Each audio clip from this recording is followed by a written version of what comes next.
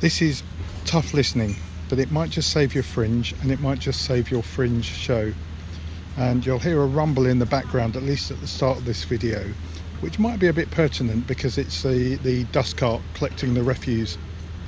Here, I think it's about, 8:15 on Friday morning here in Brighton, UK. And I'm talking Fringe festivals. You might be on your way up to Camden Fringe, you might be at Greater Manchester Fringe, you might be at Buxton Fringe, Bedford Fringe here in the UK, you might be going up to the big one in Edinburgh. And it was about, quite a lot of years ago, that I heard a phrase from a good friend and colleague of mine, Bob Sang, rest in peace, a brilliant guy who helped transform part of the best of the health service in many years ago. And he used a phrase which I guess came out of his experience of organisations and cultures like that, called the collusion of mediocrity. And the collusion of mediocrity is something I've been writing about for a long time too, and developing those ideas into how we improve what we do and how we do that in ways that are genuine.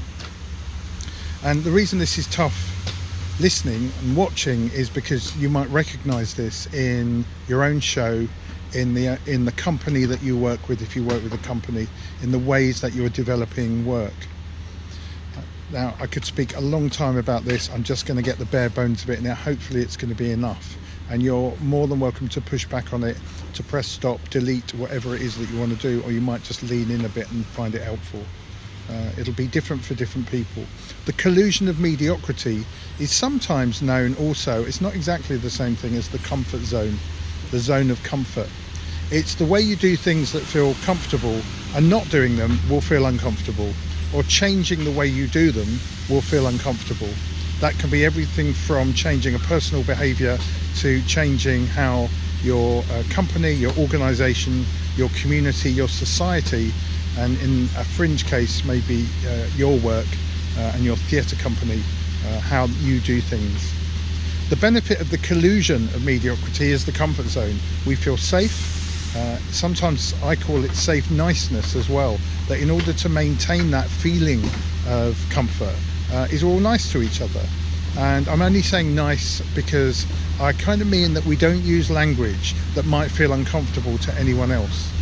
And that's not the same as being disrespectful, although it can overlap. And if we get really, really used to just doing and saying things in a certain way, we will often label somebody saying or doing things in a different way, or challenging us to do things in a different way. We'll label it as hostile. We'll label it as troublemaking. The collusion of mediocrity often happens in organisations, and it maintains the status quo. And that's all right as long as things are going extremely well. But if the world changes around us, and for example in the arts, if audience generations change, if the way they react to work changes, and we stay in the collusion, we stay in the comfort zone, we soon go out of date. And in a way, suddenly a 5-star review becomes a 1-star or a 0-star review, and it's only good for chucking away. Not just the review though, the show, the work. Will need to adapt to the way the world is changing, and that, I think that's a humble thing to do, and the only reason not to do that is because the way the world's changing is something we passionately disagree with, and so we just hold on to our work. But that still doesn't mean we can't challenge our own work and do things differently. Doing things differently kind of challenges the collusion of mediocrity.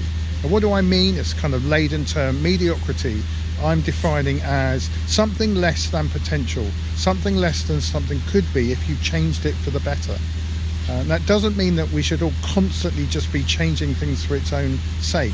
There are very, very good reasons to maintain things, and we need to kind of be aware of what they are and believe in them.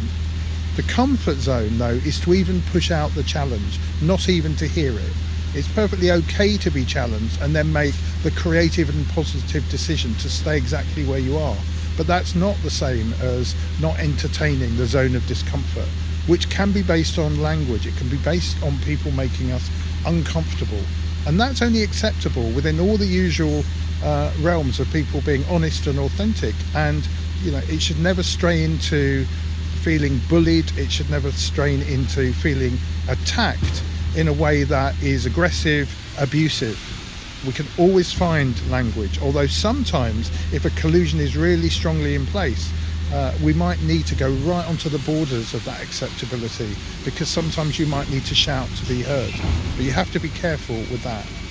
The collusion of mediocrity, I notice at the Fringe, is when people are ignoring their audience, and particularly I mean the audience feedback. They're ignoring every word of every review, but they still don't actually have a genuine case for not changing or improving anything or creatively thinking about their work. It's just become a comfort zone. And what sold out a couple of years ago is now only half filling houses. What got those top reviews is now getting diminishing reviews, because we have gone rusty. We're in the comfort zone not for good reasons.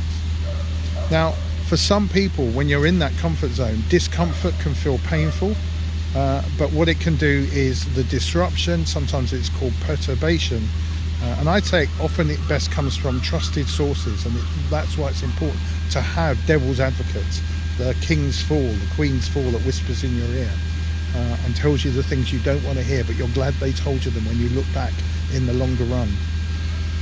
It's the challenge. To break the collusion of mediocrity, you have to break the fake niceness that's built around it. So that, if you're a solo performer, can be being open to uncomfortable input from outside and actually seeking it. And you can feel a bit unmade by it. You can feel like, particularly if you're tired, that you don't have the energy to improve something. At the Fringe, it might involve going back into the rehearsal room after some early reviews. It might lead to, because when we have collusions of mediocrity where the potential that everyone feels isn't being realised because we're just being too safe in the way that we work, is the company blows up, goes into conflict, and quite a lot of people then, after the little explosion, then just retrench back, just retreat back, and maybe there's a few sorries, and we end up back in the comfort zone again, because the group is doggedly determined not to be uncomfortable for too long, not to embrace the potential, not to embrace the change. But it can lead to breakdown. It can lead to somebody calling things out, someone leaving, the company itself realizing it's only got bad reviews and isn't selling tickets and isn't prepared to look in the mirror, to sit round in a circle and name the things that aren't going wrong. And that can be poor creative decisions. It can mean that the script needs to be looked at or even potentially torn up. It can mean that instead of just maintaining the comfort zone, that we have to have the uncomfortable conversations. When we get used to it, when we find the language of respect that can still be powerful and disruptive, what happens is that the group itself brims with creativity. And I've certainly seen shows turn around within a few days at the Edinburgh Fringe, because the culture of the group is that everyone is allowed to name things, call things by their real name, and it feels a bit like an exorcism. But if the group finds that traumatic, it's not practiced, it remains in its collusion of mediocrity. This kills off restaurants, it kills off businesses outside of the arts industry. And I find it sad to see people suffering, but they've closed off their ears and their eyes to any kind of suggestion from outside that is poking a friendly stick at something that is less than potential. And when the bar is very high, sometimes less than potential means that your 4-star review in your hometown becomes a 1 or 2-star review at a Fringe like the Edinburgh Fringe, where there might just be more critical views, but also it could just be the pop-up venues are harder to play, and certain bits of your show need to be reblocked. Certain comedy material needs to be taken out because it didn't go down well, even though it went down well in your home crowd. It's really hard to name it, but the collusion of mediocrity has lots of levels, and I don't have time to mention them here. But the first one, which is what I've been talking about, is a kind of fake niceness.